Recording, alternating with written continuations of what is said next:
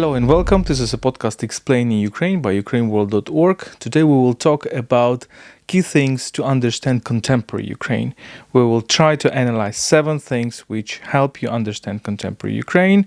My name is Vladimir Yermolenko. I'm a chief editor of UkraineWorld.org.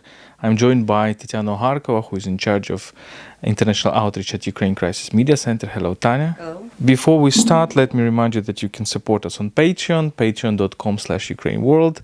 We spent a big amount of your support, of your donations to help people affected by this war, also to help Ukrainian resistance.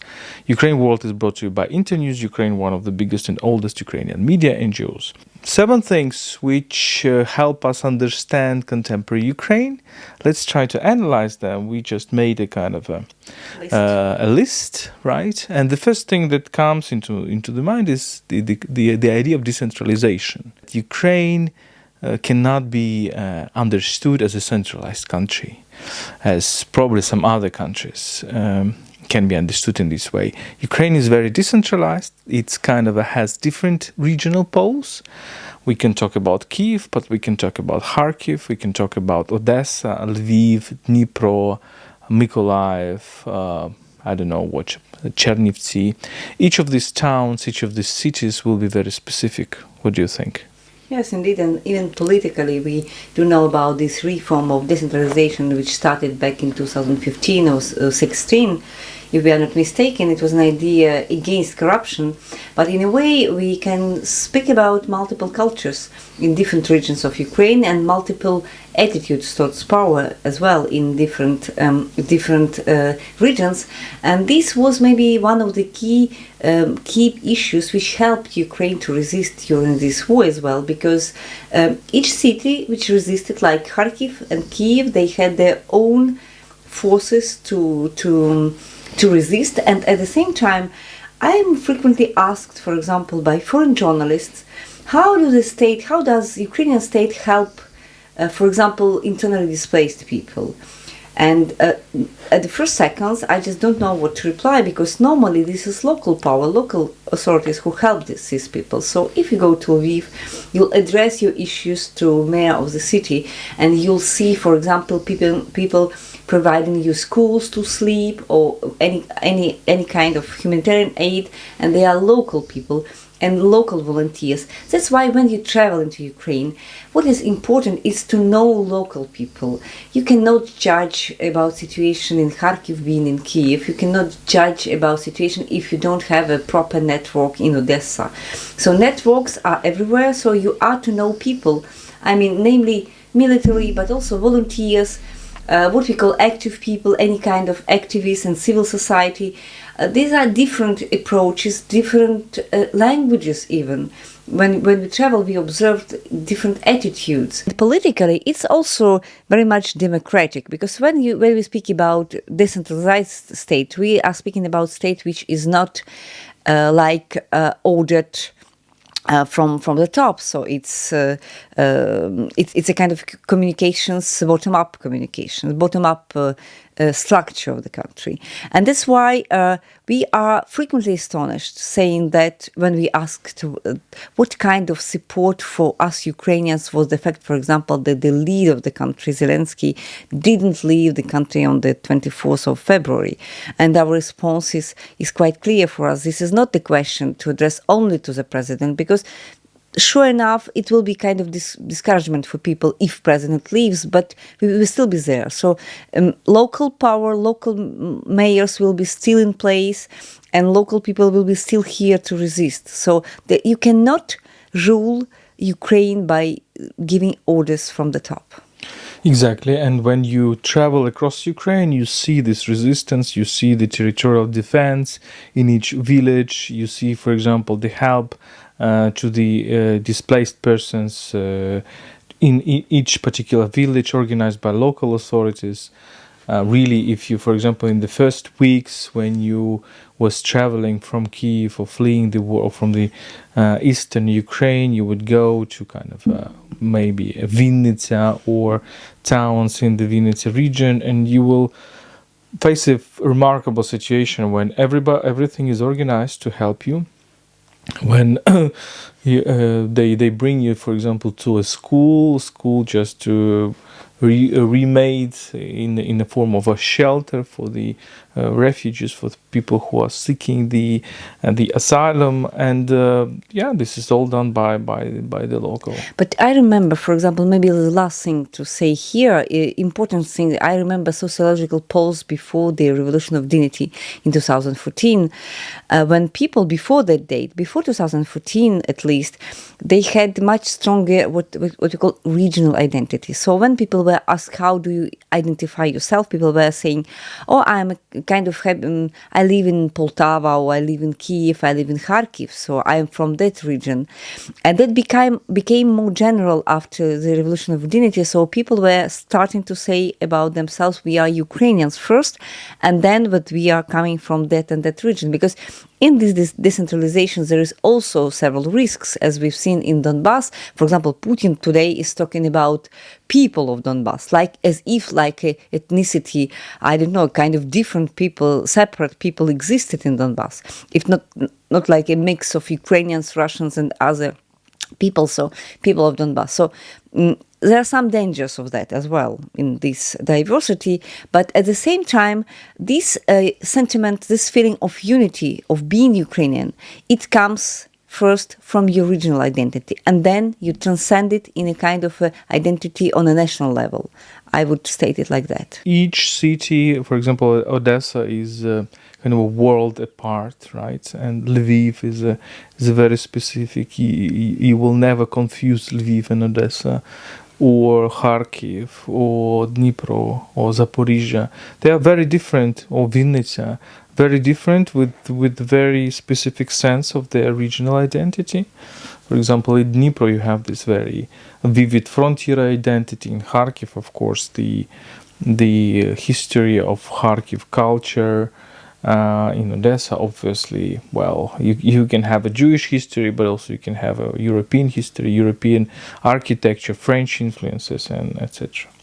The second important element is the language. It's something that people outside of Ukraine start understanding a little bit, but maybe still not ideally. What can we say about the language issue in Ukraine?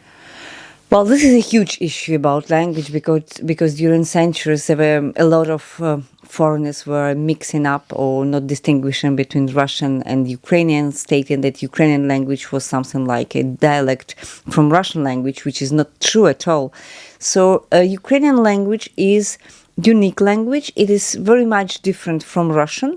As an example, Russians, when we speak in Ukrainian, they don't understand much. But if we, for example, hear Belarusians talk, so we understand a lot.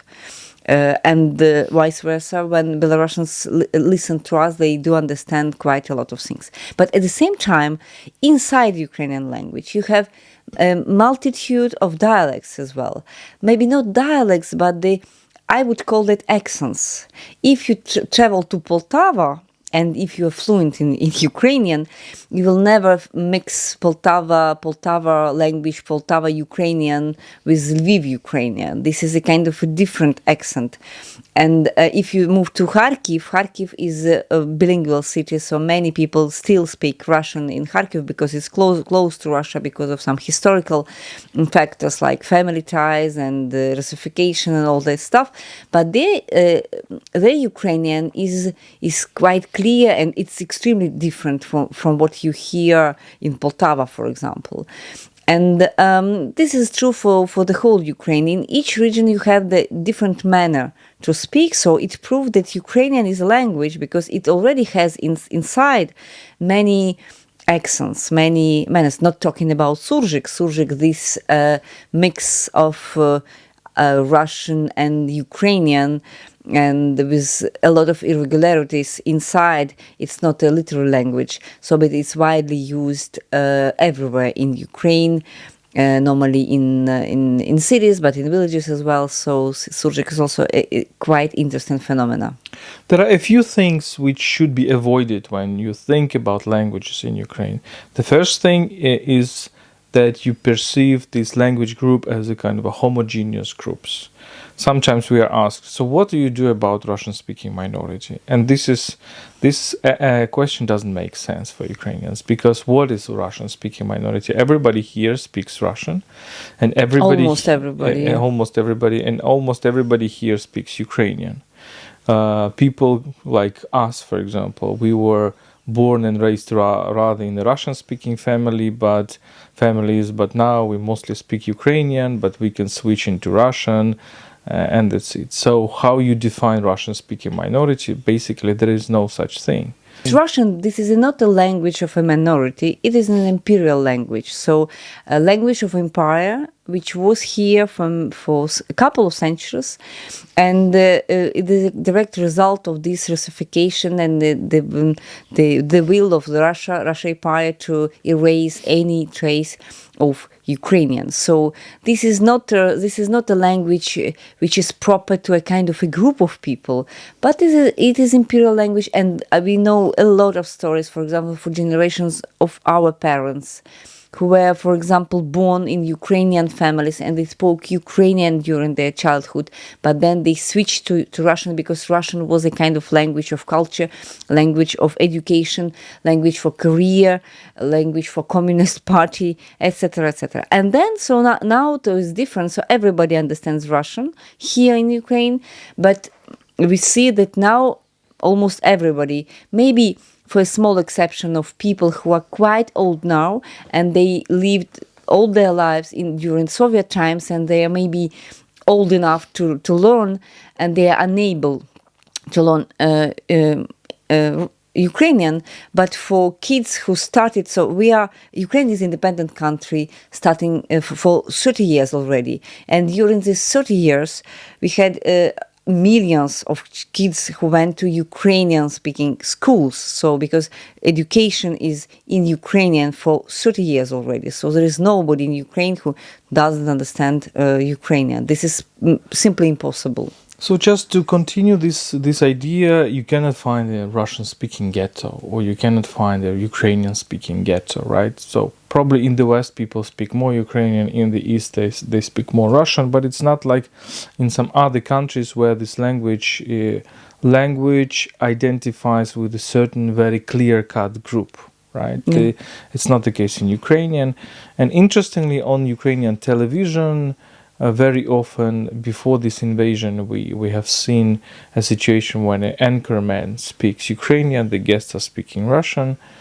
Now we have some programs, especially those programs in which people are trying to respond to Russian propaganda, in which the presenter herself speaks both Ukrainian and Russian, like one phrase in Ukrainian and another phrase in Russian. And we have seen from the President Zelensky that he's from the Russian-speaking family and Russian-speaking region, but he shifted quite well into Ukrainian. And quite quickly. Quite quickly. Now he kind of sometimes forgets the Russian words. But he also, very often in his speeches, he turns into Russian either to address Russians or to show that he is fluent in Russian. The next trait, the next thing to understand, we would call it consolidation.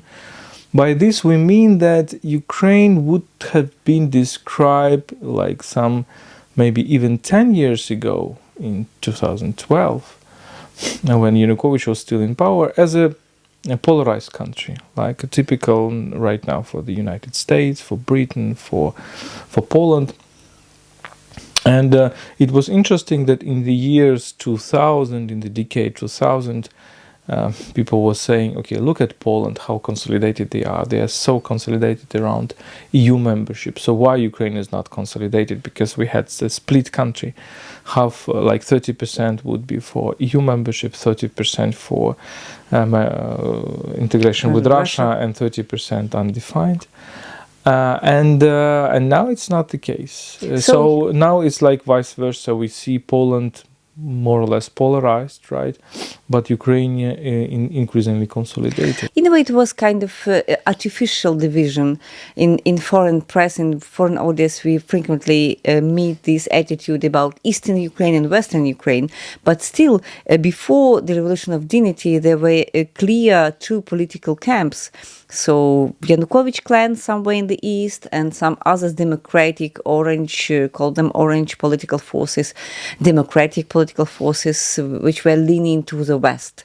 But what happened in 2014? There was the first Russia's aggression against Ukraine. So with the annexation of Crimea, with the occupation of Donbass, so it was the first stage of this consolidation, because people in Kharkiv, which resisted to that attempt to be occupied, they suddenly understood that they were Ukrainians and that they didn't want to live in this kind of ghetto like Donbass and Lugansk.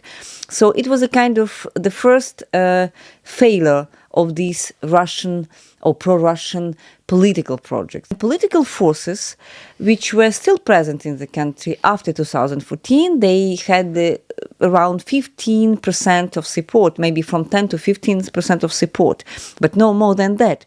What's happening now? Because of this second wave of aggression, the full-scale invasion of Russia, we see almost 100%, maybe 96% of people who do understand what does it mean to be under that attack. So everybody is against Russia. So there's no future for any kind of pro-Russian political project here. And this is no surprise that these political parties, they are banned, simply cancelled here in Ukraine. There is no place for them. And my guess is that maybe there will be no place for them during decades after the war will end. So, yes. And this is also very, very interesting trend. It doesn't mean that it will last forever, but it's very interesting trend. Another thing which we stress is the relation between nation and empire.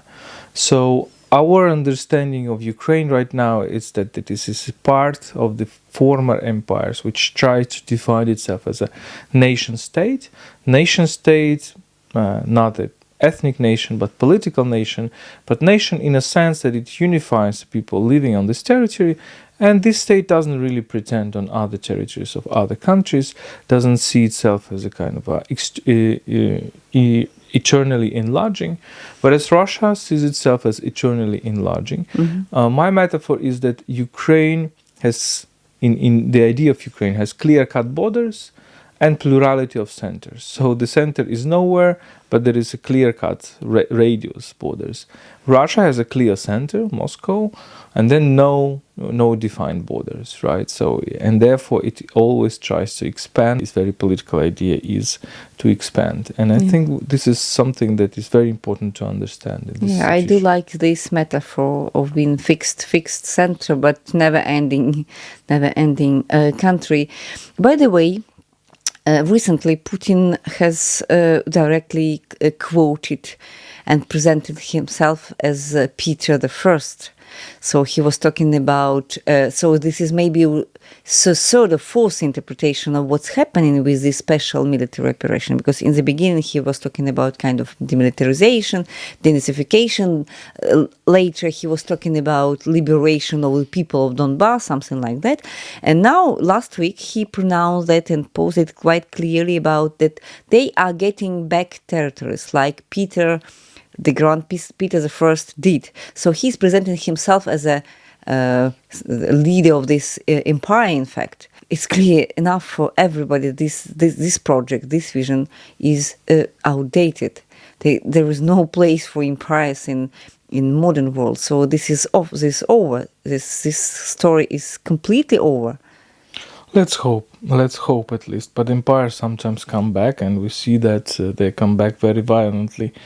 We have 3 more points, but very little time, so let's try to mention them quickly, but maybe elaborate on them a bit later. One of the elements we are keep on being asked is oligarchs, and oligarchs is a separate topic. We will cover it in one of our next podcasts, I think. But one thing I would like to stress here is that oligarchs, of course, it is bad because it's a private interests trying to capture the public sphere in public good. And of course, Ukraine has to fight against oligarchs, and gradually the role of oligarchs is diminishing. With Zelensky, it's probably also diminishing. But oligarchs played a positive role also in Ukraine, and that makes a difference with Belarus and with Russia, because oligarchs have balanced the power of the center, have in these decades have not led the center to expand and to make an authoritarian state like in Belarus and in Russia.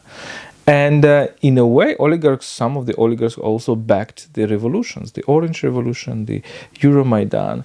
And when one of these oligarchs, Mr. Yanukovych, wanted to become the oligarch, the main oligarchs, he was ousted by the people, of course, but also by certain big business in Ukraine. So oligarchs are a part of our political culture. So oligarchs is a kind of they ensure this plurality, right? And it's important thing to understand. We don't kind of approve this existence, but we understand that they played kind of an interesting role. Another point is about generations. Yeah, so generations are important in Ukraine, and we see a huge difference between different generations, because generations who lived in Soviet Union are still here. They are around 50, 60, 70 years old. But then comes the generation whose childhood, like, for example, both of us, we were born in Soviet Union, but we were teenagers when Soviet Union collapsed. So our maturity came in years of independence. And there are a lot of people, I mean, over 18 years also, so adults, young adults who were born in independent Ukraine, and this is a different sort of people, because they never knew what was Ukrainian, what Soviet Union looked like, and they had a different culture and different approach to what's happening. They don't know this big empire and Soviet life. So this variety, this diversity of generations is also to take into consideration when you travel across the country. And it is extremely clear in sociological polls. For example, when you ask people about their political choices, about their sympathies for Europe or for Russia, you are almost sure, if you meet somebody young, somebody in the big city, somebody dynamic, somebody with good education, it's almost for sure he's somebody or she's somebody pro-European, pro-democratic, etc. An important thing is that the power was also going along these generational changes. And that also makes a difference with Russia and Belarus, where the elites have come to power in the 90s and they just secured the place and they didn't move. Therefore, we have these old men in Russia and Belarus, while in Ukraine, every new president was younger. Somehow younger. Younger, or maybe, if not that much younger, but bringing younger people. And here, for example, when we see a president who was 41, of course he would draw even younger people to power. Of course, this is also having its drawbacks, but it brings this social dynamic much faster. And the last point we would like to raise is the point of people versus power. In Ukraine, in contemporary Ukraine, and this is also our political tradition, society is a equal force to power, and power has never tries, if it challenges people, if it tries to kind of make authoritarian regime, it is also faces a huge striking back by the people. And that's why, exactly, for example, there is no choice for Volodymyr Zelensky to change the history and to, for example, to surrender or just to say, let's make a ceasefire or something in this war, because he knows that Ukrainian people will resist until the end. Unfortunately for him, he has no place for maneuver, no place for political change, because he knows that he will be out of the game as soon as he started talking about that. Yeah, and this is also makes Ukraine a truly democratic country where the demos, the people, is a real subject of politics. That's what makes Ukraine strong. So these are 7 things to understand contemporary Ukraine. Of course, there are much more, but we just picked up 7 things. Decentralization, language, which is much more liquid, fluid than in other countries, maybe in other multilingual countries. Consolidation, nation versus empire, oligarchs and their ambiguous role, generations and the way how the change of generations influence the dynamics of politics, and people versus power. This was Explaining Ukraine podcast. My name is Vladimir Yermolenko. I talked to Tatiana Harkova, Ukraine Crisis Media Center, and Internews Ukraine. Follow us on social networks, Twitter, Facebook, YouTube, Google Podcasts, Apple Podcasts, wherever you like. You can also support us on Patreon, patreon.com/UkraineWorld. We spend a big amount of your support to help people affected by this war and to help Ukrainian resistance. Stay with us and stand with Ukraine.